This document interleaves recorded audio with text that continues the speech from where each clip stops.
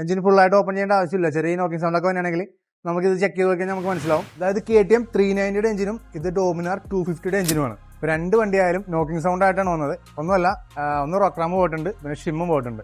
ഇത് രണ്ടും ചേഞ്ച് ചെയ്യാനായിട്ട് മെയിനായിട്ട് വന്നത്. നമുക്കിപ്പോൾ എഞ്ചിൻ ഇറക്കാതെ വേറെ നിവർത്തിയില്ല ചേഞ്ച് ചെയ്യാനായിട്ട്. ജസ്റ്റ് അപ്പോൾ ഒന്ന് ചെക്ക് ചെയ്ത് നോക്കുന്നുണ്ട്. ഇതിൽ മെയിനായിട്ട് വന്നേക്കുന്നത് ഷിമ്മും റോക്രാമുമാണ് ഈ വണ്ടിക്ക് കംപ്ലൈൻറ്റ് വന്നേക്കുന്നത്. അപ്പോൾ ഇങ്ങനെ എന്തെങ്കിലും കംപ്ലൈൻറ്റുകൾ നിങ്ങളുടെ വണ്ടിക്ക് ഉണ്ടെന്നാണെങ്കിൽ KTM ഡൊമിനാറോ ഏതായിക്കോട്ടെ ഇങ്ങനെ വരുവാണെങ്കിൽ നിങ്ങൾ ഞങ്ങളെ കോൺടാക്ട് ചെയ്താൽ മതി, ഞങ്ങൾ ക്ലിയർ ചെയ്ത് തരാം.